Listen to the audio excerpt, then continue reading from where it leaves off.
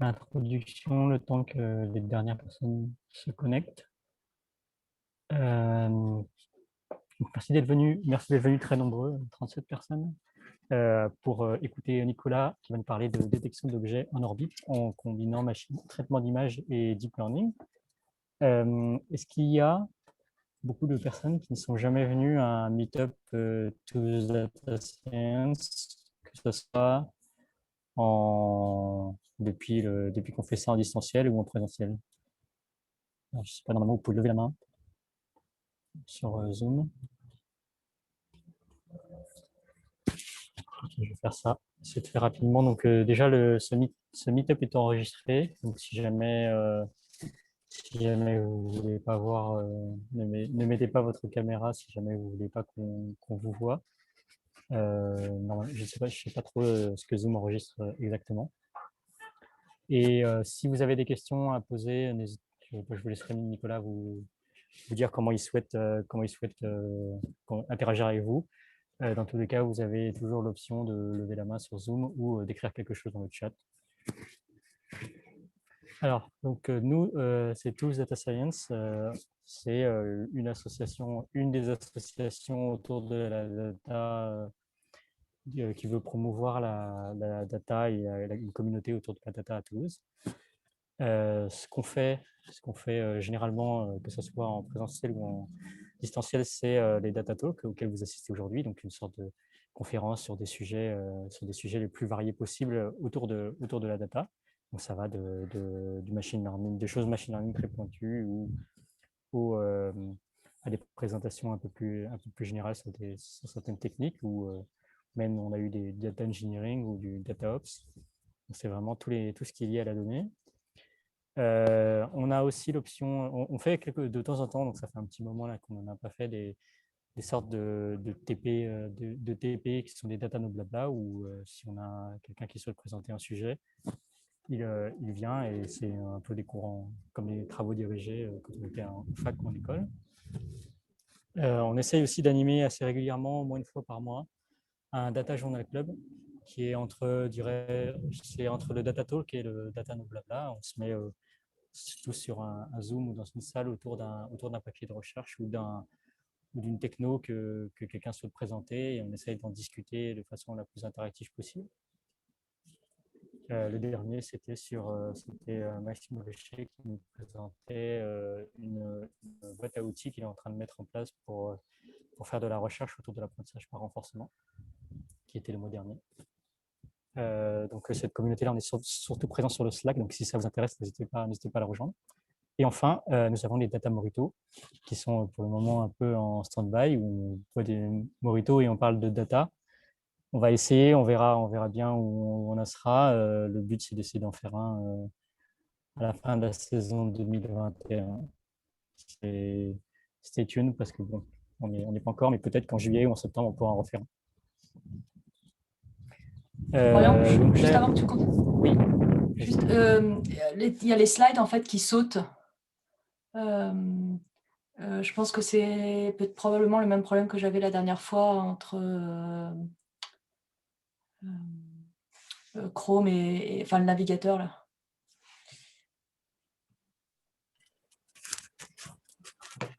Ok, donc j'en étais à peut-être un jour on fera des data morito et on n'aura plus de problème avec les Zoom et les Google Meet.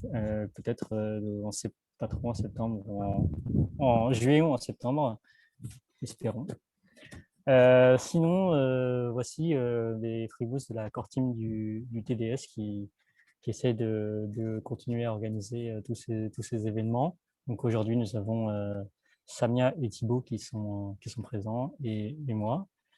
Et si jamais ça vous intéresse de venir nous aider à organiser des choses, n'hésitez pas à nous faire signe, soit par un message, soit après le talk. Alors, si vous voulez nous retrouver, nous avons un site web, donc c'est tlse-data-science.fr, où il y a donc le site web, vous avez le récapitulatif de tous nos événements avec les liens YouTube quand ils sont enregistrés. Vous avez la liste de nos sponsors. Vous pouvez nous proposer un sujet si jamais vous avez une idée, donc soit que ce soit un data talk, un TP, Journal Club, tout se passe on essaie de passer par le GitHub. Et vous avez aussi les liens vers toutes nos communautés, donc le Twitter, le Meetup et aussi le Slack si jamais vous voulez venir échanger avec nous. Et pour le mois prochain, nous accueillerons Slimane Tabet qui va nous parler de mécanique quantique et de quantum machine learning. J'ai hâte de découvrir ça avec lui parce que je n'y connais pas grand-chose. Donc, j'ai juste pris une capture d'écran de son LinkedIn. La date est encore à déterminer. Merci à nos sponsors, notamment Liber et à tous nos soutiens. Donc, Haricot qui nous accueille généralement, Dexter et Airbus qui nous soutiennent depuis quelques années, et Actuia et O'Reilly, deux publications machine learning avec qui on essaie de travailler. D'ailleurs, en parlant d'Actuia, donc le numéro 3 est toujours en kiosque, donc si jamais vous pouvez le trouver. Alors, si vous suivez ce lien-là, vous avez normalement la liste des bureaux de presse qui le diffusent. Sinon, vous pouvez vous abonner ou commander le numéro unique sur leur site web si jamais vous voulez le recevoir. Oui, quelques news avant de passer la main à Nicolas. Donc, la toute première, ça fait longtemps qu'on ne s'est pas vu. Donc, on aimerait avoir un peu, vous connaître un peu plus, savoir est-ce que vous êtes étudiant, est-ce que vous travaillez, dans quel métier vous travaillez, mais aussi qu'est-ce que vous attendez de 12 Data Science en ce moment et pour après. Donc, on vous a préparé un petit sondage, donc on vous enverra le lien sur Meetup, sur le Slack, si jamais vous êtes motivé pour nous aider à voir un peu où est-ce qu'on pourrait amener l'association pour la rentrée prochaine, pour pouvoir reprendre les choses de visu. Donc, on sera super preneur de tous vos avis. Ensuite, des news plus machine learning. Donc, tous les 3 news seront sur le même thème, un peu sur comment on utilise tout ce qui sort du machine learning en pratique. Donc là, c'est un article du MIT, il me semble, qui est sorti le mois dernier. Ils ont re-regardé les labels des jeux de test images assez connus, ImageNet, Unist, CIFAR, 10, 20, 10, 100, etc. Et ils ont essayé de les relabelliser pour compter le nombre d'erreurs qu'il y avait, et surtout de voir à quel point les différents modèles toujours plus gros qui battent l'état de l'art sur ce genre de jeux de données sont robustes à ces erreurs de labellisation. Donc, ils ont publié leur article et un site qui s'appelle Label Errors où vous pourrez regarder les petites erreurs de labellisation, et ça tourne autour entre 5 à 10% sur un jeu de données. Donc, c'est pas négligeable, et ça induit finalement, ça montre que des réseaux plus gros sont un peu moins robustes finalement que des structures plus petites qui tiennent un peu visiblement mieux le bruit dans la labellisation. Donc, c'est encore un rappel que la data est au cœur de tout, et garbage in, garbage out, comme on dit. Tu peux passer. Et en parlant de garbage in, garbage out, il y a un autre problème aussi, c'est si on fait un modèle basé apprentissage par la donnée, est-ce qu'il fait exactement ce que je veux? Donc là, c'est DeepMind qui a regardé ce qu'ils appellent alignment of language, l'alignement des agents de langage. Donc l'alignement, vous pouvez penser à toutes les choses de RPG, mais c'est un peu ça. C'est est-ce que le modèle qu'on a entraîné pour faire un chatbot, par exemple, il fait exactement ce que je voulais qu'il fasse? Et donc, ils ont regardé et surtout, s'il ne fait pas ce que je voulais qu'il fasse, par exemple, si c'était le Twitter de Tway, ou un compte Twitter de Microsoft, un chatbot qui avait été réappris rapidement par les utilisateurs et qui sortait des insultes racistes au bout de 2 ou 3 heures de la publication. Qu'est-ce qui se passe? Enfin, à quoi c'est lié? Donc, ils ont fait tout un tas un article qui essaie de voir les causes et éventuellement les remèdes qui font que les modèles ne font pas exactement ce qu'on aimerait qu'ils fassent et ce que nous on a imaginé quand on a fait, par exemple, le jeu d'entraînement ou le modèle en lui-même. C'est assez intéressant, et ce n'est pas valable uniquement pour les modèles de langage. Si. Tu peux passer.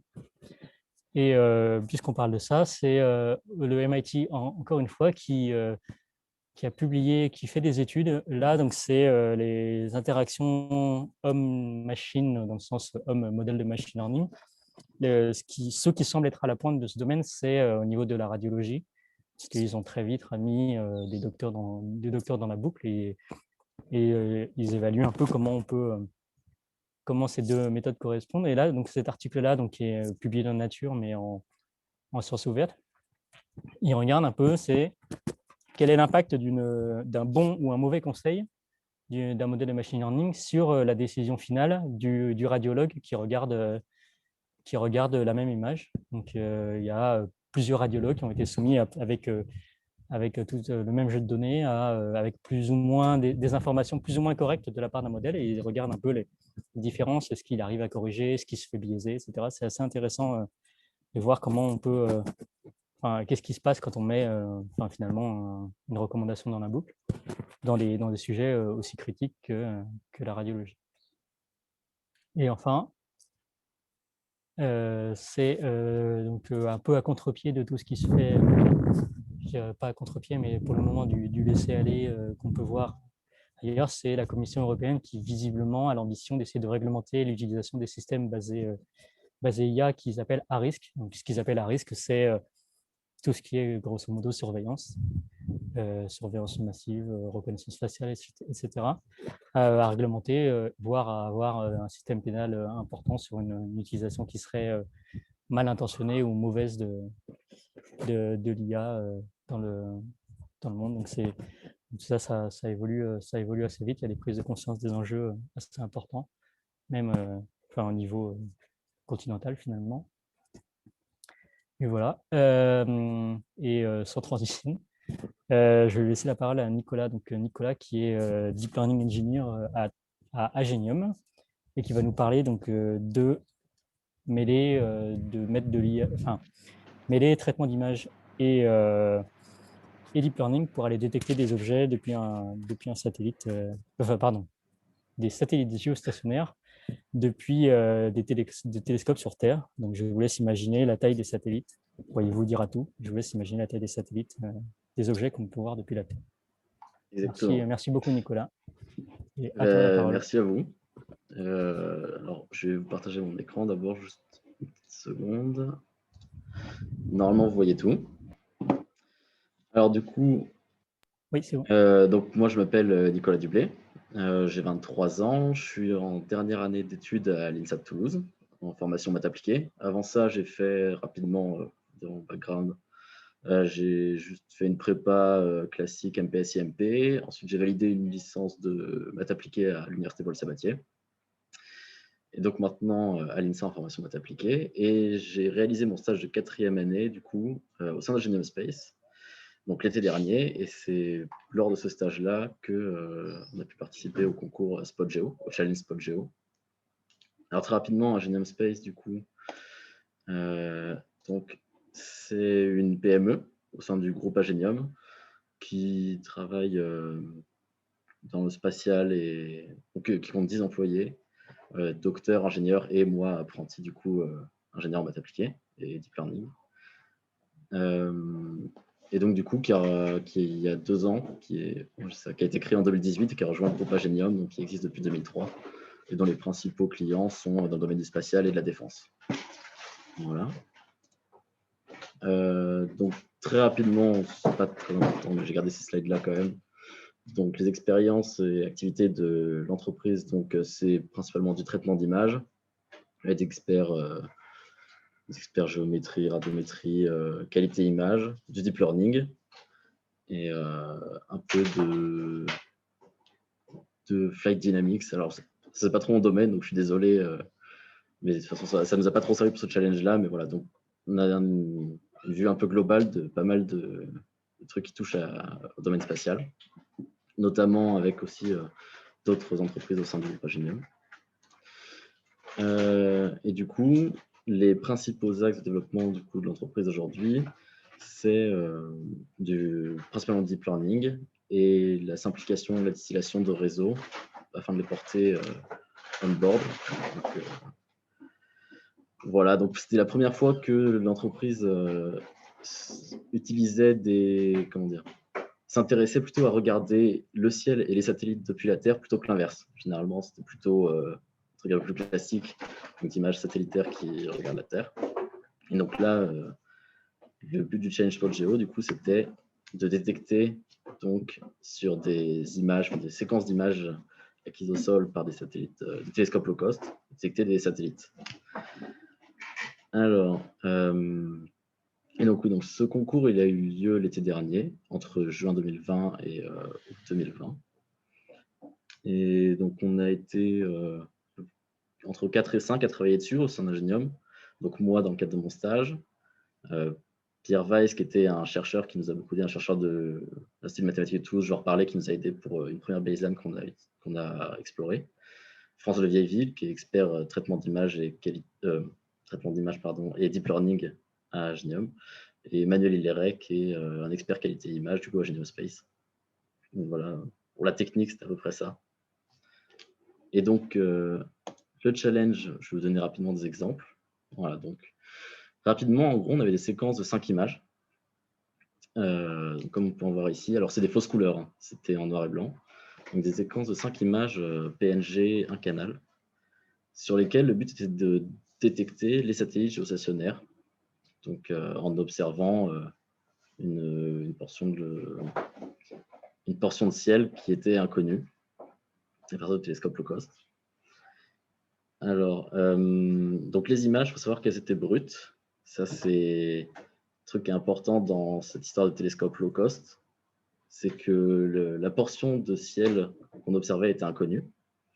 Ça, c'est assez important parce que souvent, on aurait pu avoir des informations types sur le télescope, comme c'est plus souvent le cas sur des télescopes un peu plus haut de gamme, qui auraient pu nous permettre d'ajouter des priors sur la portion de ciel qu'on regardait et donc potentiellement les satellites à détecter ou même les étoiles qu'on pouvait observer dans le ciel. Parce que là, ce qu'on peut voir en fait sur ces images-là, on peut voir qu'il y a principalement quelques petits points bleus, tout petits que j'ai entourés en rouge pour que vous puissiez les apercevoir parce que je ne sais pas si avec Zoom ça passe, et des espèces de traînées comme ça lumineuses. Ça, en fait, qu'est-ce que ce sont? Ce sont les étoiles du coup qu'on peut voir sur les images, parce que le télescope, en fait, sa particularité, pour qu'on puisse apercevoir les satellites depuis le sol, on ne peut pas se contenter de prendre une photo, de prendre une photo en instantané avec un smartphone. En fait, on a ces télescopes qui vont avoir un temps d'exposition de 40 secondes et qui vont du coup, pendant ces 40 secondes, juste un temps d'exposition long de 40 secondes pendant lequel le télescope va être gardé immobile et observer une certaine portion du ciel. Donc le satellite géostationnaire, comme cette définition l'indique, ne va pas bouger dans le référentiel terrestre. Et donc en 40 secondes, va commencer à apparaître sur ces images-là. Et les étoiles, elles, réciproquement à la rotation de la Terre, vont laisser une trace lumineuse sur l'écran. Donc c'est ça qu'on peut voir. On peut voir les traînées des étoiles, les satellites. Et la difficulté en fait de ce challenge, c'est qu'on avait pas mal de bruit dû au capteur. Et d'artefacts aussi, on avait quelques pixels chauds, des problèmes assez classiques, ça. Le bruit, par contre, était assez important. On ne l'a pas vraiment quantifié, mais on avait un SNR qui était assez faible, et donc ça faisait partie des enjeux assez compliqués. Comme on peut le voir un petit peu ici, et on le verra plus sur la slide d'après, on a potentiellement un fond qui est assez diffus. On peut voir, là on n'en voit pas, mais une couverture nuageuse, on peut avoir des effets atmosphériques et de la pollution lumineuse surtout, qui prennent une grande partie de la dynamique de l'image. On n'a pas non plus, comme je l'ai dit, du coup, d'informations sur le télescope, donc que ce soit sur sa localisation ou son inclinaison, qui aurait pu nous aider à déterminer d'autres priors sur les positions successives des satellites ou ce genre de choses. Et aussi, alors là, c'est un problème qui est assez... c'est faire du zèle, même si je puis dire. On peut avoir des satellites qui, comme celui-ci là, vont passer en fait devant une étoile, mais du coup, vu la différence d'énergie qu'il y a pour les deux, et enfin, dans les images, on pourrait dire derrière les étoiles sur les images, et qui du coup vont être plus difficiles à repérer parce que ces étoiles vont souvent faire saturer le capteur, et donc c'est compliqué une fois saturé, c'est compliqué de voir où il y a eu un petit burst dû au satellite. Et donc voilà, donc il y a aussi le dernier truc, c'était cette histoire de satellite qui pouvait être invisible car passer derrière une étoile pendant une des photos. Voilà. Alors, du coup, tout d'abord, pendant un mois et demi, à peu près un mois et demi, on a essayé de se concentrer sur la donnée. Donc, je pense que ça va plaire aux organisateurs de ce salon, si j'ai bien compris. Mais du coup, on s'est vraiment concentré sur la donnée et donc sur la géométrie des objets, à essayer d'estimer, de comprendre vraiment en fait qu'est-ce qu'on touchait du doigt. Donc, à faire une bonne approximation de la PSF. Donc, la PSF, Point Spread Function, normalement, un satellite, je crois qu'à l'orbite à laquelle on regarde, en fait, un pixel, ça équivaut à 600 mètres par 600 mètres, je crois. Donc, j'aimais bien que quand on voit un satellite comme ça, ce n'est pas un satellite qui fait plusieurs kilomètres, c'est que l'énergie lumineuse, enfin les ondes lumineuses, avant de nous parvenir, en fait, vont être diffusées par l'atmosphère et même l'optique du capteur elle-même. Et en fait, on va retrouver cette information qui est un peu spread sur une dizaine de pixels à peu près. Alors, c'est sur un peu plus de pixels, mais on avait quelque chose comme 90% de l'énergie de satellite en Orbel 1 qui se concentrait sur une dizaine de pixels à peu près en moyenne. Donc voilà, on a essayé d'avoir une bonne approximation de cette PSF, une petite quantification du bruit aussi, des bursts, essayer de caractériser un peu nos données, de comprendre. Parce que l'idée qu'on a eue, en fait, c'était de se dire que ces images, finalement, elles étaient assez simples, parce qu'on n'avait pas grand-chose qu'on voyait sur des images où on regardait le ciel la nuit pendant 40 secondes. Ce qu'on voyait, c'était principalement des étoiles, ces traînées lumineuses. Ça veut dire qu'il y a des tout petits points qui nous intéressaient, et le fond diffus. Et avec Pierre Weiss, dont je vous ai parlé précédemment, donc de l'Institut de mathématiques de Toulouse, on s'est dit qu'on allait pouvoir réussir à résoudre ce problème avec une approche variationnelle pour essayer de modéliser nos images en fait comme étant la somme de ce fond diffus plus quelques étoiles et quelques satellites. Et donc on a passé un bon mois et demi, un peu plus sur cette baseline, à essayer de caractériser nos images et à voir si on pouvait les approcher par des algorithmes d'optimisation classiques. Qu'est-ce que j'ai oublié de vous dire? Oui. Ah oui, et évidemment aussi les étoiles, vu que c'est en fait le mouvement, la forme qu'elles ont, qui est finalement la réciproque du mouvement de rotation de la Terre, ce sont du coup des trajectoires rectilignes. Enfin, en tout cas, dans cette image-là, 640 fois 480, on peut approximer ça par une trajectoire rectiligne, même si en réalité c'est sans doute un peu courbé. En 40 secondes, ça va. Et du coup, oui, on a aussi essayé d'estimer, évidemment, en plus de la PSF, la trajectoire, la direction de fuite de ces étoiles, donc l'inclinaison et la longueur de la trace, donc avec, en se basant sur le temps d'exposition le temps d'exposition est de 40 secondes et la vitesse de rotation de la Terre, voilà. Donc on a essayé d'estimer un peu tous ces objets. Malheureusement, du coup, on a arrêté cette baseline fin juillet parce que on s'est rendu compte qu'en fait, dans ces objets géostationnaires, on devait détecter les objets géostationnaires et quasi-géostationnaires. Et en fait, la proportion d'objets quasi-géostationnaires était plus importante qu'on ne le pensait. Il y avait à peu près 8% de satellites qui étaient en fait en mouvement, en petite manœuvre, mais du coup, pas géostationnaires du tout, finalement. Enfin, pas géostationnaires. Et donc, on ne cherchait pas à capter avec cette baseline-là. Et donc, ça a été le point clé qui nous a fait arrêter cette baseline parce que on avait des adversaires en fin juillet, c'était un challenge, et on avait les scores des adversaires qui étaient publics. Et sur la métrique qu'on regardait, du coup, vous pouvez voir qu'ils détectaient environ 87%, je crois, des satellites à ce moment-là, correctement, là où nous, on espérait pouvoir en capter au max 92%. Donc, on a préféré arrêter cette baseline, et en plus, on a exploré assez longtemps quand même, et c'était une méthode qui était très très compliquée à paramétrer de ce qu'on voyait. Là où on était rendu, c'était très très sensible et compliqué à paramétrer. Et, voilà. Donc on s'est arrêté là et on s'est penché vers la baseline deep learning qu'on avait aussi. On pensait qu'on allait faire du deep forcément dans une deuxième partie. Et donc on s'est repenché sur cette baseline deep après, mais en conservant tout le travail des données qu'on avait fait avant, en sortant enrichi de cette expérience et tout ce qu'on avait pu comprendre sur ces données-là. Et en fait, on va voir que c'est ça qui va être déterminant pour nous et qui va nous permettre de réussir à atteindre d'aussi bons scores à la fin. Alors, le pré-processing, donc en fait, c'est ça l'étape la plus importante. Donc, tout ce qu'on avait besoin de faire pour pouvoir espérer faire une baseline d'optimisation. Alors tout d'abord, on a fait un pré-traitement de nos images, donc pour faciliter l'apprentissage de notre modèle. Parce que comme je vous ai dit, la dynamique, là, on peut voir que les effets atmosphériques en fait, représentent la majeure partie de la dynamique de l'image.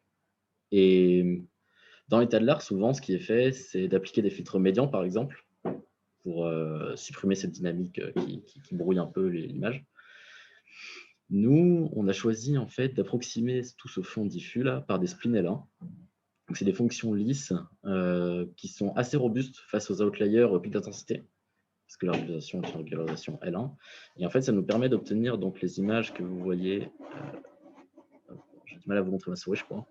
Mais les images que vous voyez en haut à droite là, donc ça, c'est la sortie de notre algo de pré-processing, enfin une des sorties, qui nous où on a pu enlever toute cette dynamique horrible là de tous ces nuages et ce fond diffus. Ça fonctionne plutôt bien, c'est subjectivement. Et ensuite, une fois ça, on a pu estimer du coup plus précisément la représentation théorique d'une étoile sur notre capteur. Donc, comme je vous l'ai expliqué précédemment, en fait, on a estimé la PSF, donc Point Spread Function, de notre capteur additionné à l'atmosphère. Et en fait, une étoile, qu'est-ce que c'est? En fait, c'est cette PSF convolée à la traînée lumineuse, tout simplement. C'est juste, finalement, c'est juste de l'intensité lumineuse qui arrive en direction d'un des pixels et qui est un petit peu spread sur quelques pixels autour. Et tout ça pendant 40 secondes. Donc, on va avoir cette petite impulsion qui va se déplacer le long de notre capteur. Et donc, finalement, donc, on a estimé nos étoiles comme ça, comme étant uniquement une PSF convolée à la trace, tout simplement, enfin l'indicatrice d'un segment, enfin on peut appeler ça comme on veut, une trace. Voilà. Et ensuite, avec ça, on a pu estimer les positions des étoiles dans nos images grâce à une analyse de la réponse impulsionnelle en fait, de notre image à l'image qu'on se faisait de ces étoiles, afin de trouver leurs coordonnées. Et ça, c'est assez important, et c'est ce qu'on va faire en fait dans tout le challenge. Ça va être cette histoire de passer d'une image à en fait des données plus sparses, un nuage de points plutôt. Et en fait, ici, vous pouvez voir en bas à gauche que ce qu'on va faire, c'est que c'est assez facile d'estimer la position des étoiles sur une image. Le problème, c'est que ces étoiles, on a pu les approximer par une espèce de trait de segment un peu épais. Mais le problème, c'est que du coup, c'est toutes les mêmes. Et c'est assez difficile, surtout que. Alors, on pourrait se dire qu'il y a une histoire d'intensité, qu'en fait, une étoile va avoir la même intensité dans une image puis dans l'autre, sauf que la variabilité temporelle des effets atmosphériques est trop importante pour que ce soit vrai, ça. Et donc, c'est très dur de matcher une étoile qu'on détecte dans une image et dans l'image d'après. Enfin, c'est très dur en se basant uniquement sur l'intensité. Mais comme vous pouvez le voir, en fait, nous, ce qu'on a utilisé, c'est que on avait donc des nuages de points et on a essayé d'identifier en fait des constellations d'étoiles. C'est assez joli de le dire comme ça. Des constellations du coup de 3 étoiles en prenant uniquement les nuages de points, donc des constellations de 3 points proches qui matchaient d'une image à l'autre. Donc à gauche, par exemple, en fait, on voit d'abord sur le petit gif là, il y a une des deux images où on va chercher une constellation et l'autre image, du coup, on va trouver 2 constellations qui matchent avec cette première image, avec la constellation de cette première image. Et ensuite, en utilisant du coup une méthode d'apparemment de type Randsack, on a pu estimer en fait les paires qui matchaient vraiment entre elles, parce qu'on regarde la même portion, donc ça doit dessiner à peu près le même motif, quoi, notre nuage de points. Et avec ça, ensuite, on a pu estimer la transformation avec une ESVD, une ESVD classique. On a pu utiliser la transformation entre ces deux nuages de points. Alors, transformation, nous, on s'est contenté, on a approximé ça par uniquement une translation et une rotation.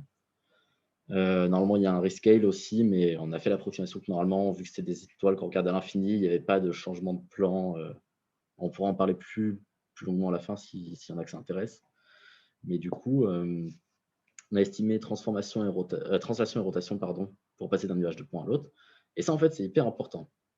Parce que ça, du coup, de là, on a pu trouver des a priori physiques sur la position de notre télescope à un instant T et T plus 1 l'image d'après.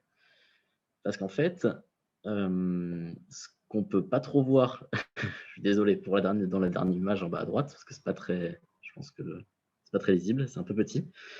Mais en fait, je ne sais plus si je vous ai dit, mais on déplace le champ de vue en fait du télescope d'une image à l'autre. Ce qui fait que normalement, nos satellites, si on ne déplaçait pas le champ de vue, ils devraient apparaître toujours au même endroit sur les images consécutives. Ils devraient être toujours aux mêmes coordonnées.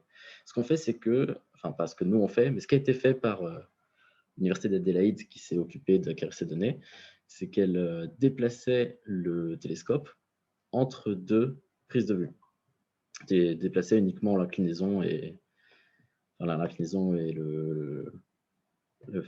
comment dire, elle ne déplaçait pas de quelques kilomètres, ça ne change pas grand-chose. Elle déplaçait juste comme ça, juste vite fait l'angle d'inclinaison. Mais du coup, c'est ça qui faisait que les satellites se déplaçaient d'une image à l'autre. Et c'est hyper important parce que si on peut avoir un priori sur ce déplacement estimé des satellites, des objets d'intérêt d'une image à l'autre, bah forcément, pour notre algo d'optimisation, c'est plus pratique. Et en fait, ce déplacement donc, que nous, on a appelé DFOV, donc, déplacement de champ de vue, field of view, on peut l'avoir parce qu'on a le déplacement théorique d'une étoile entre deux prises de vue, parce que en fait, ce n'est pas le déplacement de l'étoile, c'est le déplacement c'est la réciproque de la rotation de la Terre, plus, en fait, ça équivaut exactement, là on ne voit pas très bien le petit schéma, on peut avoir que DFOV, c'est le déplacement qui est induit au temps à la rotation de la Terre, moins le déplacement de l'étoile. Pardon. Alors attendez, je me reprends. DFOV, excusez-moi. Donc ce qu'on cherche, le déplacement de champ de vue, c'est égal du coup au déplacement de l'étoile, donc daytime de l'étoile qui s'est déplacée en 40 secondes, moins d star qui est en fait le déplacement qu'on trouve entre deux étoiles, entre deux images différentes. Je pense que c'est pas très clair. Je suis désolé, je me suis un peu emmêlé les pinceaux. L'idée, c'est qu'on a réussi, en fait, à travers ça, à récupérer des infos sur les positions escomptées de nos satellites entre deux images. Et ça va être hyper important pour la suite de notre algorithme. Je pense que c'est à peu près tout pour le pré-processing. Ce qu'il faut retenir de tout ça, c'est qu'on a réussi, en fait, on n'a pas abordé bêtement le problème de deep en balançant nos images dans un réseau classique.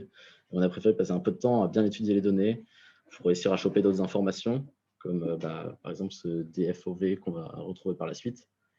Et c'est principalement ça le plus important, c'est le DFOV qui va être assez décisif. Et évidemment, le fait qu'on ait plus clean nos images et avoir sans doute un entraînement un peu plus simple de nos réseaux. Et ensuite, du coup, une fois tout ce pré-process fait, on est passé du coup à l'entraînement de nos réseaux de neurones. Alors l'entraînement, on avait à disposition on a pris uniquement les données de l'ESA. Donc c'était un dataset qui comprenait 1280 séquences de 5 frames qui étaient labellisées. Alors quand on dit labellisé, en fait on avait les coordonnées pour chacune des frames, les coordonnées XY des satellites sur cette frame. Donc il a fallu ensuite créer classiquement les masques associés, donc uniquement en prenant les coordonnées XY et l'approximation de satellites qu'on avait fait dans la première partie de la PSF. Donc on a pu créer les masques associés. Et ensuite, on a classiquement on a utilisé des méthodes d'entraînement assez classiques. Donc on a utilisé pour l'entraînement des modèles de détection assez classiques, Unit Efficient Net. Et on a procédé de l'augmentation de données, donc transformation classique, radiométrique et géométrique, juste pour augmenter la robustesse de notre modèle un peu et agrandir la base de données. Donc tout ça, c'est pour l'entraînement, voilà, c'était assez classique. Et ensuite, l'évaluation, là par contre, on a décidé en fait d'avoir une approche d'ensembling, c'est-à-dire qu'on a entraîné 7 modèles avec des paramètres différents à chaque fois en repartant de zéro, 7 modèles différents avec des architectures différentes en plus, toujours de la famille InHDFnet, qu'on a à chaque fois fait passer sur notre base de données, pré-process et pour l'évaluation. Et là-dessus, en plus, dans chaque passage, on a utilisé la test augmentation. Donc ça, en fait, c'est plutôt que de uniquement prédire les sorties de notre algorithme, notre modèle, sur une image, on va prédire, on va faire passer notre image dans ce modèle, plus l'image flippée verticalement, plus l'image flippée horizontalement, plus l'image aussi flippée horizontalement verticalement, donc avec une rotation, une symétrie centrale, quoi. Voilà, donc en fait, pour chaque image, on va la passer 4 fois, donc cette image plus les 3 flips, dans chacun des 7 modèles. Donc finalement, chaque image va être process 28 fois par du coup les 7 modèles différents. Et ensuite, on va moyenner tout simplement les prédictions de ces 28 prédictions. On va tout simplement moyenner ça. Et ça va nous donner en fait une carte qu'on voit à gauche, là, l'output de notre taille globale. C'est du coup une carte de probabilité de présence satellite. Donc là, je vous ai mis uniquement, en fait, on avait 2 canaux. Canal 0, donc probabilité de présence du fond, et canal 1, probabilité de présence satellite. Évidemment, ce qui nous intéressait, c'était le canal 1. Et du coup, ici, alors, je ne sais pas si ça passe, parce que l'info est très, très sparse. C'est des tout petits points lumineux qu'on peut voir sur l'image, normalement. Et en fait, ça, c'est juste des probabilités de présence satellite, oui. Et c'est maintenant que vient la partie la plus importante, le post-processing. Alors, en fait, une fois qu'on a ces cartes-là de probabilité de présence satellite, on a du coup appliqué des fermetures, des transformations géométriques classiques, des fermetures principalement, pour estimer du coup, à partir de ça, les coordonnées, en fait, passer de l'image, donc encore une fois, passer de l'image aux coordonnées, pour essayer d'avoir un nuage de points le nuage de points des coordonnées de nos satellites, en fait. Et c'est là qu'on voit, alors dans l'image qui est au milieu en bas, j'arrive pas à vous montrer la souris, je suis désolé. L'image qui est au milieu en bas, en fait, on voit plein de petites croix qui correspondent à toutes les positions successives, les positions estimées des satellites dans cette séquence. Et en fait, on peut voir qu'on a plein de petites croix qui sont un peu toutes seules, certaines croix qui sont alignées. Et si on se souvient, on espérait que les satellites, du coup, aient une trajectoire rectiligne entre tout le long d'une séquence, parce qu'on a le déplacement de champ de vue, notre télescope est constant, tout ça, tout ce qu'on avait estimé avant. Et donc finalement, on a essayé d'avoir un post-processing qui allait nous aider à détecter quels éléments étaient dans une trajectoire et quels éléments étaient tout seuls, en fait. Et donc ce post-processing nous a permis donc de bien détecter les outliers, tous les points qui étaient isolés et tout seuls, et et en plus, oui, si on trouvait une trajectoire de, par exemple, 3 positions successives d'un satellite, puis plus rien, d'ajouter ces quelques points manquants à la trajectoire d'un satellite, qui était facilement, qu'on peut facilement approcher par notre DFOV qu'on avait trouvé précédemment. Et donc, en fait, à partir de la carte de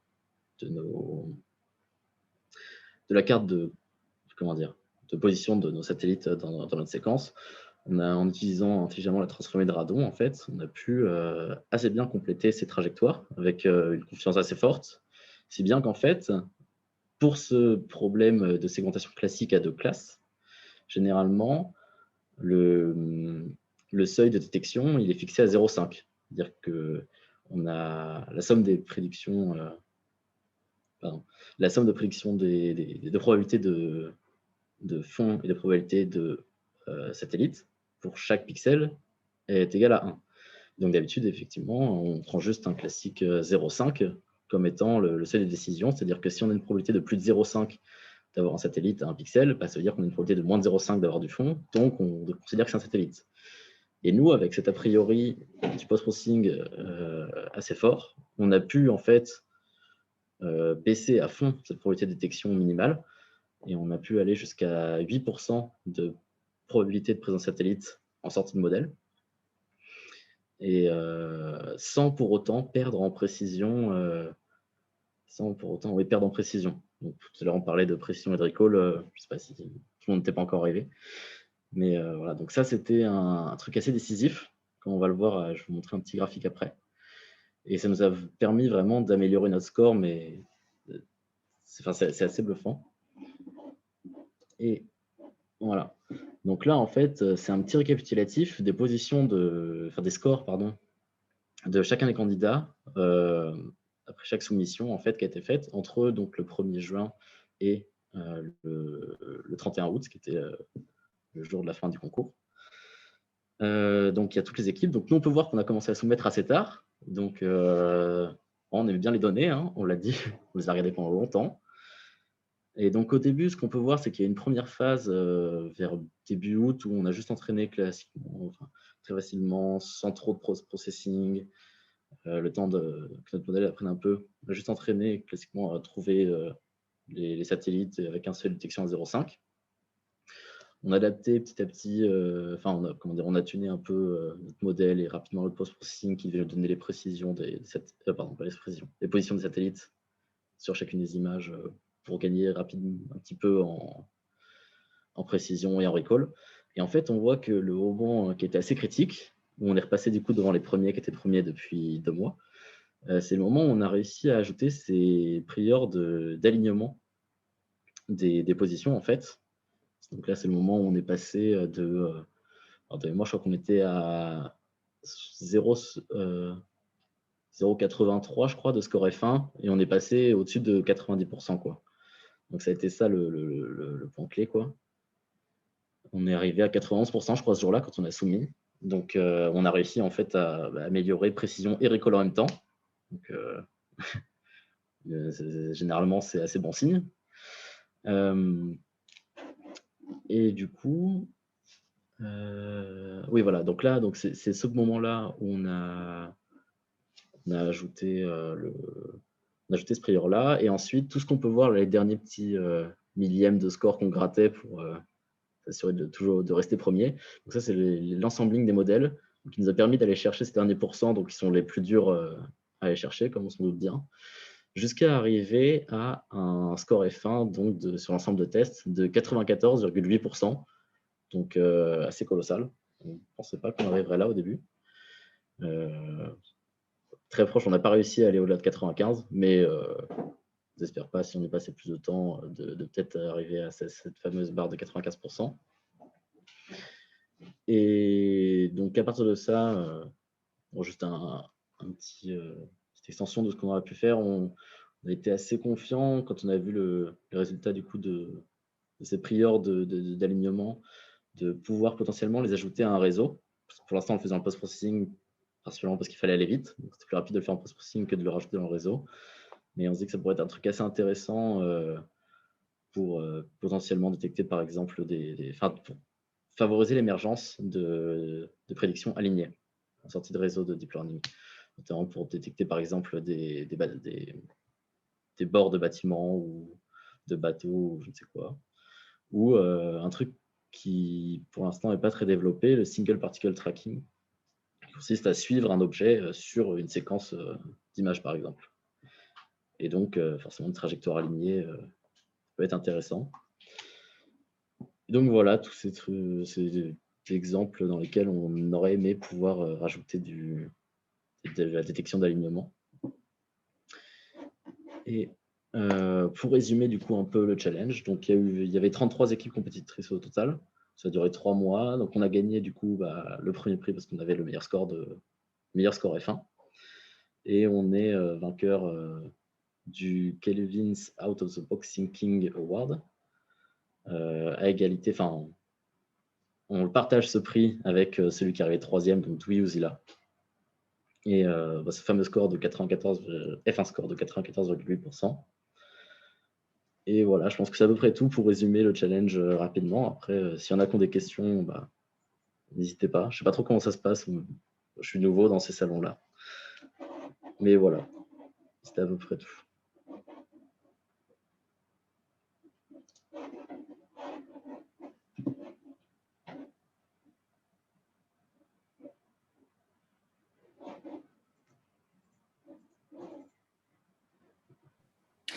Merci Nicolas pour l'intervention, c'était super, super intéressant.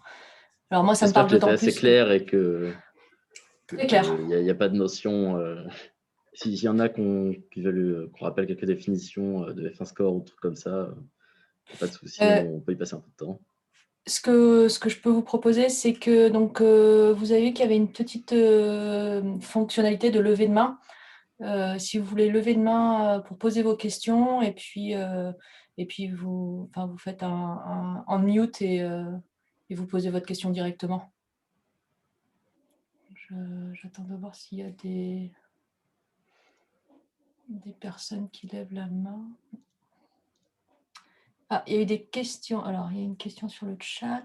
Ah oui, je l'aide sous les yeux. Ouais, super. Tu peux y répondre. Alors, du coup, vous savez comment les données ont été labellisées par les créateurs du challenge, intégrant les données de position de ces satellites géoconnus. Alors déjà, je crois que c'est pas les créateurs du challenge qui ont labellisé les données. Il me semble que c'est l'université d'Adélaïde. Enfin, c'est pas l'ESA directement, c'est du coup l'université d'Adélaïde, il me semble, qui a motivé d'ailleurs la création de ce challenge aussi. Et je suis plus sûr à 100% parce que ça commence à dater un peu, mais il me semble que ça a été labellisé juste en regardant les images à la main, ce qui correspondrait avec l'idée des télescopes low cost qui n'ont pas d'informations sur les satellites, la portion de celle qui regarde. Enfin, il peut y en avoir, mais bon, où on n'est pas censé s'appuyer là-dessus pour détecter les satellites. Donc, je suis plus sûr à 100%, mais il me semble que normalement c'était labellisé. En regardant les images, pas forcément à la main, je ne sais pas trop comment, mais en regardant les images et pas en utilisant les positions de satellites géoconnus. Alors oui, il y a eu des erreurs de labellisation, mais très difficiles à quantifier, notamment parce qu'en fait, le test set n'a pas été rendu public à la fin, la labellisation utilisée pour estimer notre score. Et notamment, par exemple, on n'était pas censé avoir de satellites qui sortaient du champ de vue, qu'on voyait que dans 3 des 5 séquences, parce qu'ils sortaient du champ de vue de la 4e et 5e séquence, par exemple. Et ça, on en a vu dans le training set, qui n'était pas labellisé. Donc, est-ce qu'ils les ont oubliés partout? On ne sait pas. Est-ce que dans le test set, ils ont été rajoutés? On ne sait pas non plus. Mais nous, en tout cas, on les voyait. Donc, on voyait plus des erreurs de satellites qu'on trouvait et qui n'étaient pas labellisées que l'inverse. Donc, c'était encourageant. Mais on n'a pas de... On ne sait pas combien il y a eu de satellites, d'erreurs de labellisation, en tout cas. Là, il y a a... une question de Thibaut. Ouais, il y a aussi Mathieu Picard qui a levé la main. Ah, pardon. Là, si tu veux... Non, c'est parce qu'on ne le voit pas. Oui. Vas-y, Mathieu. Oui, merci Nicolas pour la présentation. Désolé, j'étais en train de me dire, est-ce que je tape dans le chat ou... je sais pas si tu m'entends. Oui. Ouais, c'est bon. Ouais, je voulais demander, c'était un peu lié aux questions qui ont déjà été un petit peu posées, mais il n'y avait pas d'informations vraiment physiques a priori. Je reviens sur cette histoire de DFOV en fait, mais tu n'avais pas un peu la connaissance de comment le télescope, en absolu, comment sa loi de scanning du ciel, elle lui était dictée. Personne ne savait ça dans le challenge en fait. Et du coup, tous les concurrents, ils ont fait de la data sans information physique, et vous avez cherché l'a priori, qui était hyper important de ce que je comprends. Alors je sais pas si on est les seuls à avoir fait ça.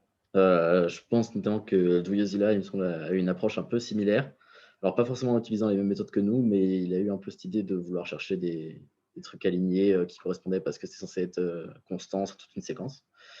Mais non, il n'y avait pas du tout d'infos de ce côté-là sur les propriétés du télescope et son inclinaison au sol.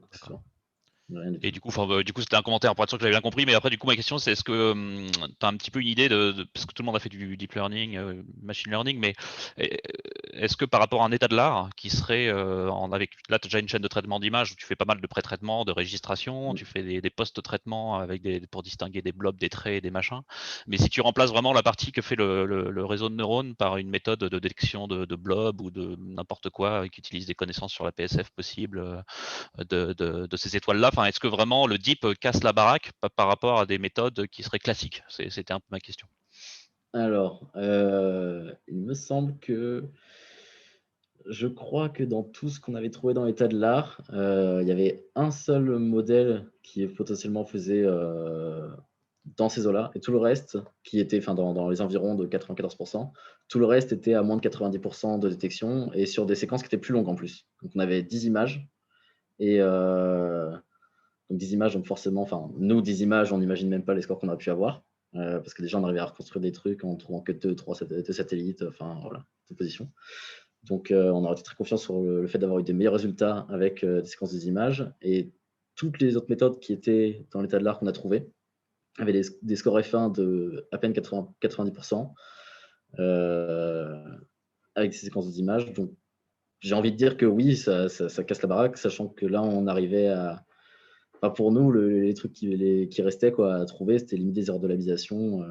95% en score F1, c'est vraiment énorme, quoi. Donc, j'ai pas beaucoup de recul en deep learning, mais je pense que oui, ça casse vraiment la baraque. Ok, merci pour ta réponse. Je laisse la main. On peut passer à la question de Thibaut qui avait été dans le chat, et puis après, il y a Florian qui a levé la main. Alors, du coup, Thibaut, donc la taille des données. Alors, c'est vrai que j'ai pas insisté dessus. Les images, du coup, c'était des images PNG classiques, entières, monocanal, donc entre 0 et 255 pour chaque pixel. 480 par 640. On avait du coup des séquences de… on avait 5 images par séquence, 5 images PNG. Et on avait 6400 du coup séquences. Alors, je sais plus exactement combien ça représentait en termes de gigaoctets. C'était plusieurs gigas, mais je ne sais plus exactement combien. Le temps de calcul, ce qu'il faut savoir, c'est que tout ça, on le processait du coup en quelques heures d'un bout à l'autre. Donc du pré-processing. Alors le pré-processing étant fait une seule fois, on l'avait fait une fois en amont, ça a été un peu long. Et après, du coup, à chaque fois, pour passer nos images dans le modèle, enfin toutes les bases de données dans le modèle, puis au post-processing, ça prenait quelques heures.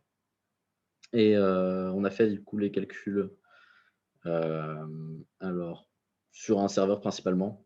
On a la chance d'avoir reçu un gros serveur au milieu du challenge qui nous a permis de bien accélérer à la fin. Donc principalement, oui, sur un serveur avec des GPU voilà, des locales à Genium Space.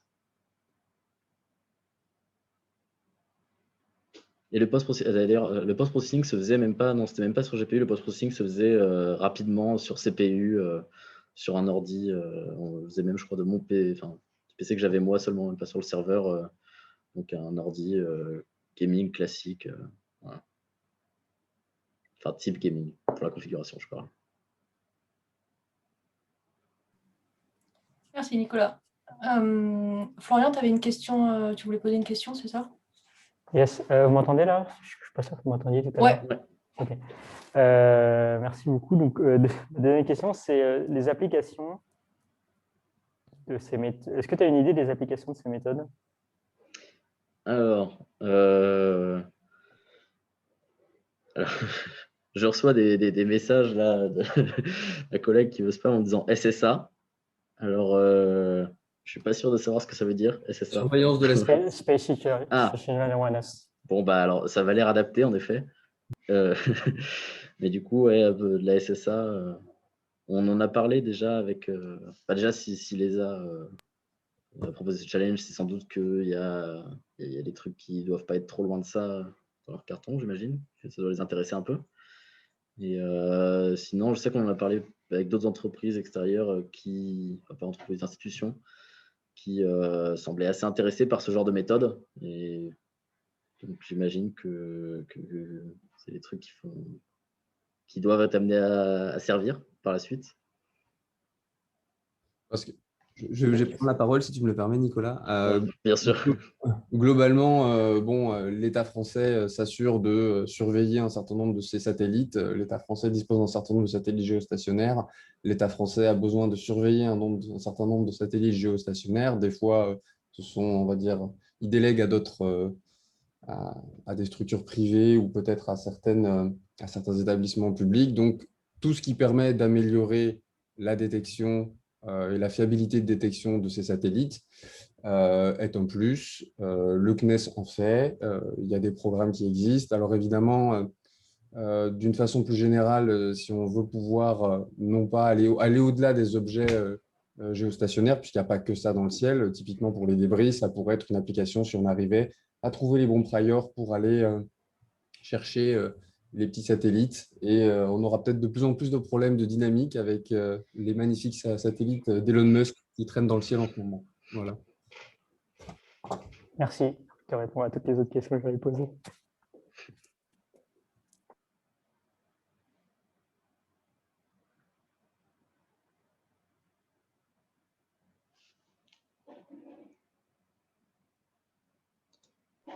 Ok, est-ce que quelqu'un a une autre question? Je n'arrive pas à voir, plus de main levée. Mathieu, tu as oublié de baisser la main ou tu as encore une question? Pardon, j'ai dû oublier de baisser la main. Ok, pas de... Je pensais que ça se faisait. Oui, non, mais c'est ok, pas de problème.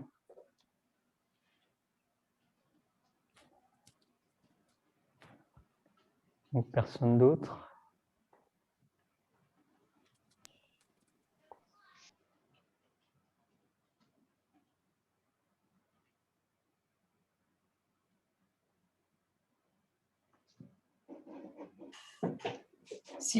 Si jamais vous avez des questions. Nicolas, je ne sais pas si tu es sur le Slack ou pas.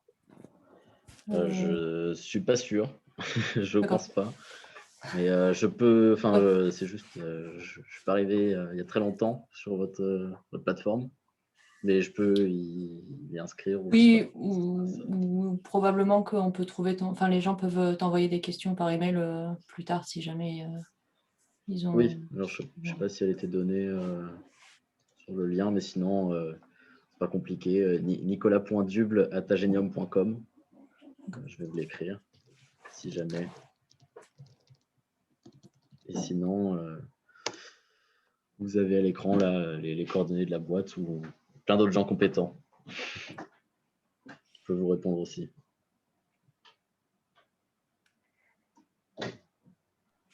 Est-ce qu'il y a d'autres questions ou bien s'il n'y a plus de questions, je vous propose de... alors souvent, avant cette crise sanitaire, on se retrouvait pour manger et boire des petites choses après le talk. Là, on ne peut pas le faire, mais on teste là, depuis quelques temps le Gather. C'est une sorte de salle virtuelle où on peut se retrouver et papoter chacun soit l'un avec l'autre, soit en groupe. Ça fait vraiment un peu comme dans un bar, mais virtuel. Enfin, dans un bar, dans un lieu commun, mais virtuel. Je vous partage le lien. Il faut juste que je le rencontre. Je vais arrêter l'enregistrement. Avant ça, je vais te remercier, Nicolas, parce que c'était vraiment, vraiment top. Moi, j'ai d'autant plus apprécié que j'étais dans l'astro avant et quand tu parlais des détections de toutes les contraintes que vous avez eues quand vous avez dû faire le processing de la data, c'est des choses que côté astro, on a aussi à faire et qui sont super intéressants. Et donc, ça m'a rappelé mon ancienne vie. Merci à vous de m'avoir proposé la présentation. Puis peut-être à bientôt sur un nouveau, je passerai sans doute sur un prochain salon. Avec plaisir.